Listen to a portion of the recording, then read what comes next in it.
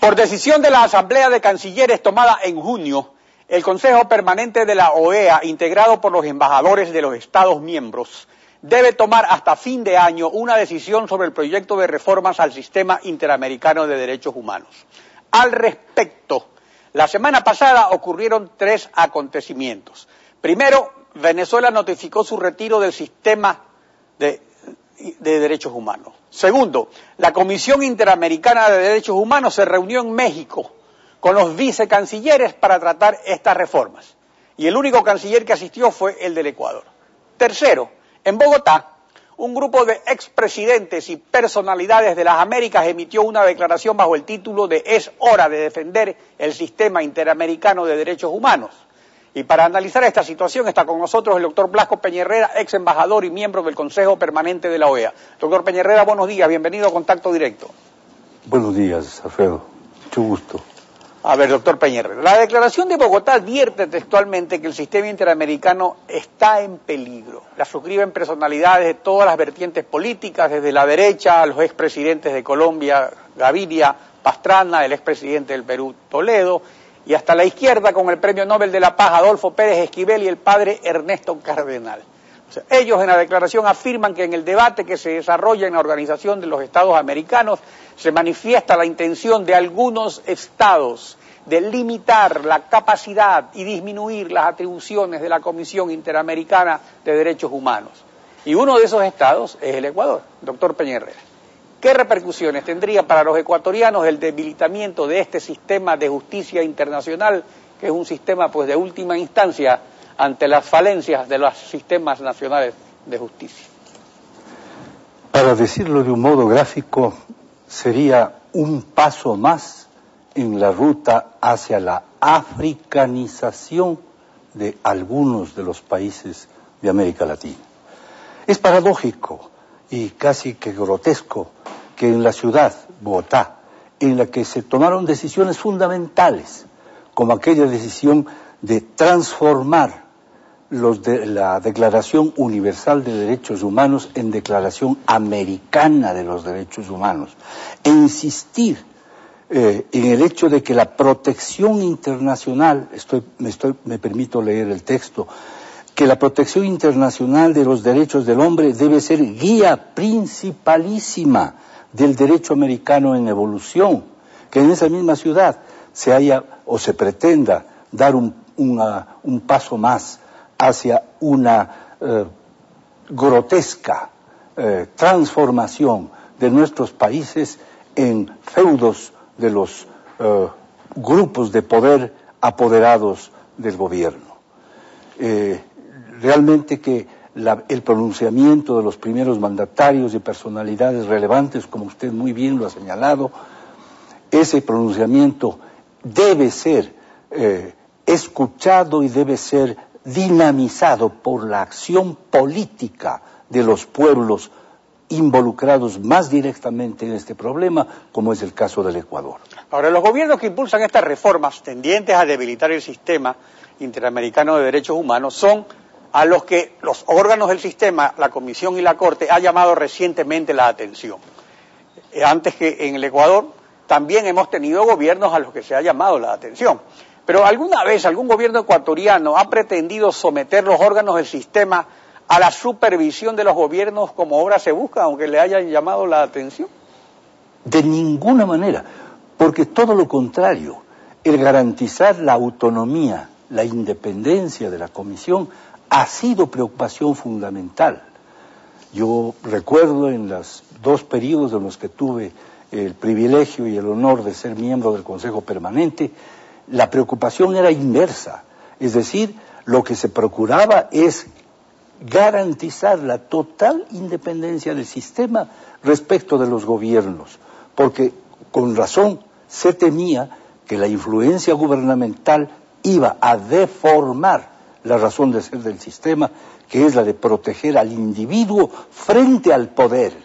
Es decir, no defender al poder contra el individuo, sino defender a los individuos, a los ciudadanos, a los seres humanos, frente a los gobernantes, que son los que ejercen, más bien dicho, los que pretenden o han pretendido o tienden a reducir esos derechos, a perjudicar esa condición humana libre que garantice el sistema. Claro, y frente a esta pretensión, que incluso pretende que le presenten los borradores a los gobiernos en la Comisión Interamericana, en la declaración de Bogotá se formulan recomendaciones para que estas reformas no debiliten al sistema, sino que más bien lo fortalezcan. Por ejemplo, que el debate iniciado en la OEA sea transparente, democrático y participativo de cara a la sociedad y los pueblos del continente, y que se considere especialmente la voz y experiencia de las víctimas, a quienes el sistema está obligado a proteger y quienes deben beneficiarse por su fortalecimiento.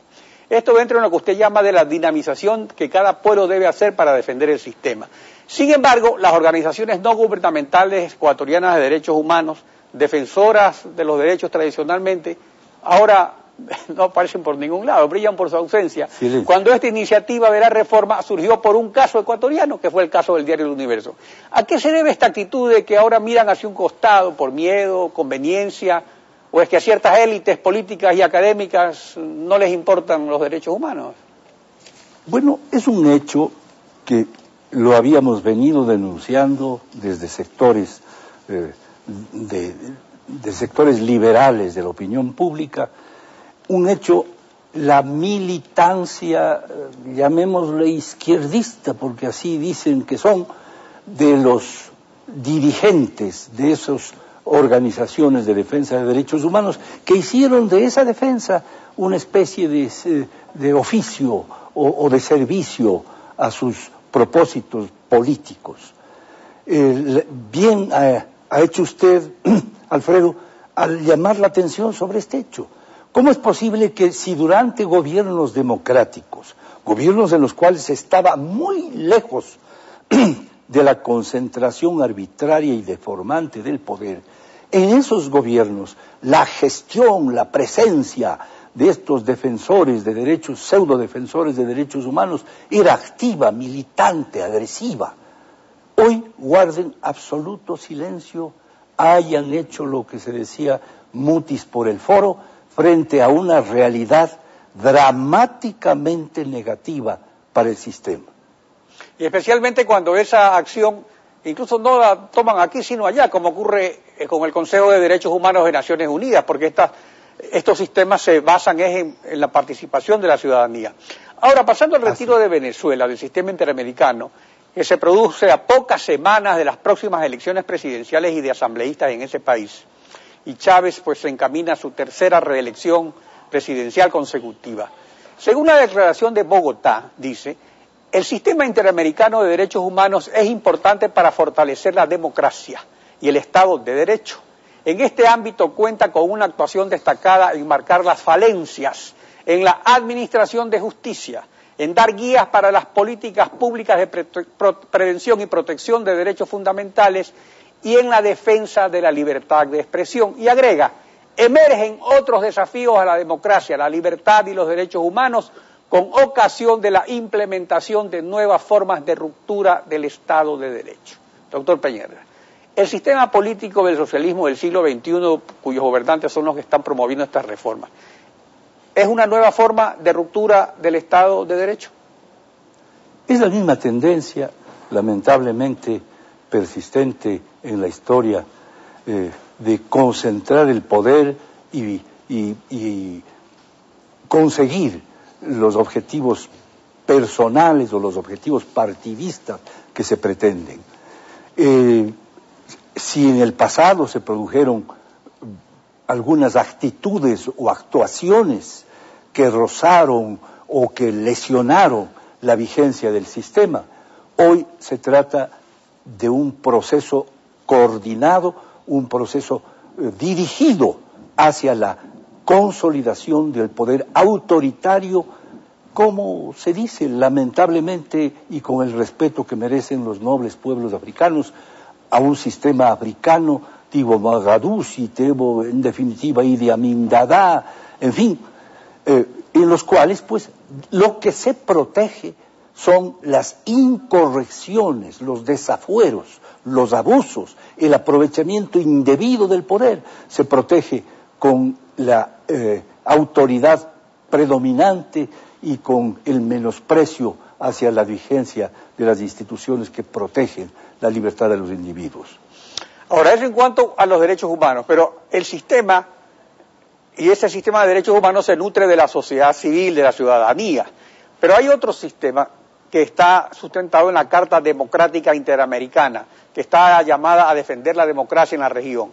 Pero este sistema, sin embargo, solo se activa a pedido de los gobiernos, por ejemplo, para veedurías electorales, para otro tipo de problemas. Y por eso es que funciona tarde, mal o nunca.